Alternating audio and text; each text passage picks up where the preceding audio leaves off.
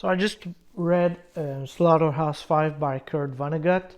This is the first book I've ever read from Mr. Vonnegut. I've watched some interviews with this author and really found him to be quite funny actually in interviews, and he seemed like a very smart guy actually. But yeah, as I said, this is the first book I've ever read from Mr. Vonnegut.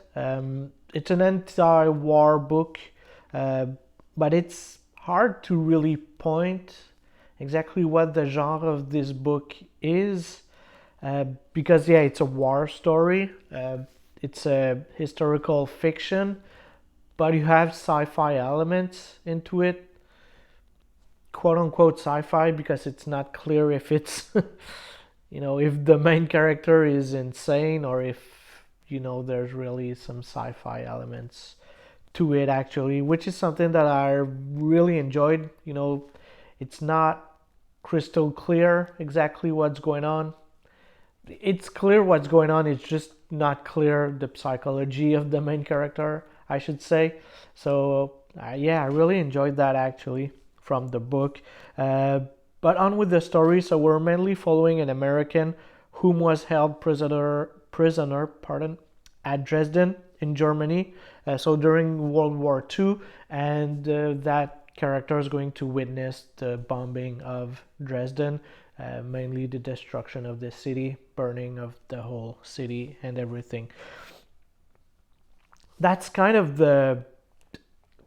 I'd say that's what the author is telling us, because in the first chapter the author is the narrator in the first chapter, and he's telling us that he's writing this book about the Dresden bombings. But that being said, it's just a small part in the book. It's not the entirety of the book or anything. It's just kind of quote unquote the climax of the story. There's no real climax in the book. So yeah, the main character is a time shifter, meaning he can move through time to different periods of his life and physically and mentally be there, just not just from memories or something like this. He is physically moving into these different time periods of his life. And also he was abducted by aliens. But throughout the book we have these hints that he might just be insane, just because the aliens are like aliens that he read about in a book from this really unknown author actually.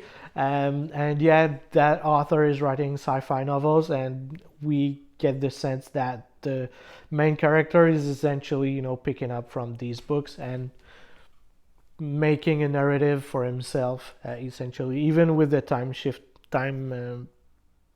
shifting thing, he's taking these informations from that author also, from the books he's reading essentially, which once again point in one direction, but at the same time you kind of follow him in these periods and he already knows what's gonna happen and stuff like that. So it's a bit weird, and it was done on purpose in my mind, having these ambiguity about the main character, meaning if he's crazy or if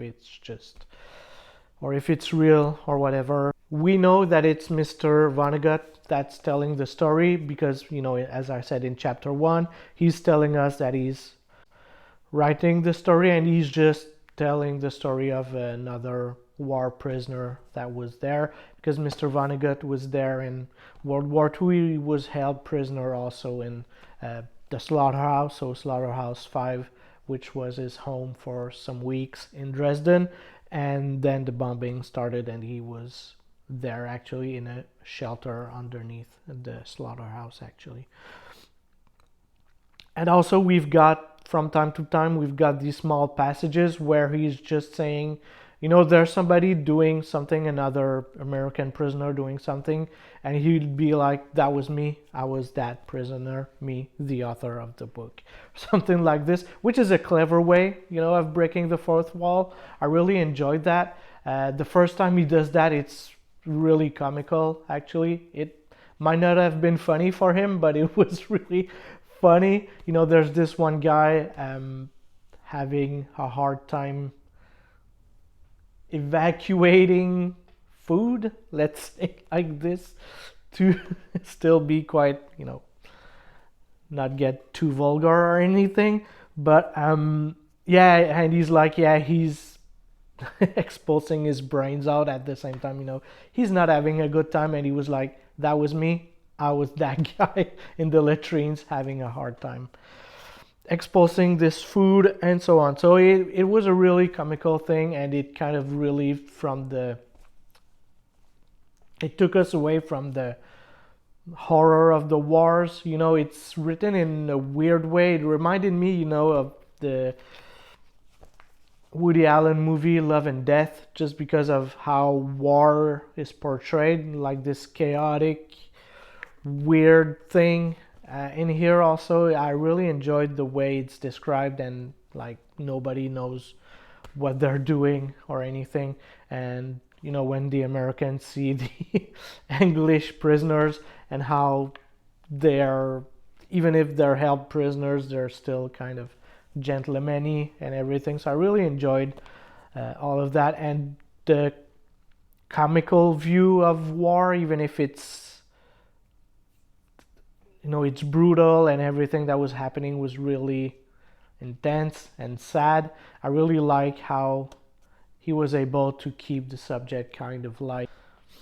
I liked how the funny parts flowed effortlessly. He's not forcing it. I truly believe that this author was really funny, mainly because, you know, it's not forced or anything. Like, this is going to be a complaint I have about other books I've read like a year ago or something, but mainly about the Hitchhiker's Guide to the Galaxy. At some points I felt like the humor was being forced, and in here it didn't felt forced at all. Like, it was just genuine. It just felt genuine. Yeah, that's what I'm trying to say essentially. It's just, it didn't felt forced. It just felt really natural. So the story is not told in a straight line. You know, you have all these little pockets of story, if I could say like this, and it just reveals a little bit of the story. Then you have another pocket, let's say it's 5 years later, you read that, and then you go back 15 years, you read about this, but it still felt really natural, and you're kind of going through the story at the same pace that the main character is going through it, because you're following kind of his time jump with him as they're happening. So I really enjoyed it. Overall, it's a great book. It's a short read. It's like 200 pages or so, but the characters were really big in the version that I was reading, so it may be like more a 150 pages book or something like this actually.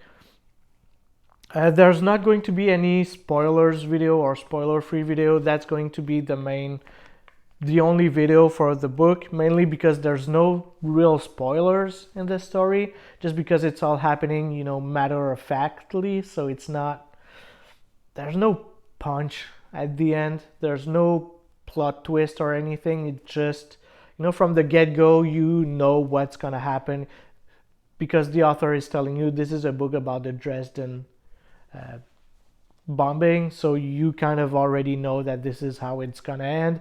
And also at the end of the first chapter, the author is telling us exactly how the book ends actually. So there's no, as I said once again, there's no plot twist or anything, there's no punch at the end, but it's still a really great book that you should definitely read if you're interested in World War II, or even like into sci-fi or something like this. I really think that this book, since it's hard to put a genre to it, it could, you know, fit whatever you're into, just because it has all these different things merged into one. If you're into comedy, there's some comedy in here. There are some philosophical thinking in here also. So if you're into that, you could like this book also. So I would recommend reading this book once again. That's it for this book. Right now I'm reading the Blackwater series by Michael McDowell, but that's going to be the book I'm going to review for the book series actually that I'm going to review for the next month, I guess. I want to keep the videos coming. As soon as I finish reading, I'm gonna post a video.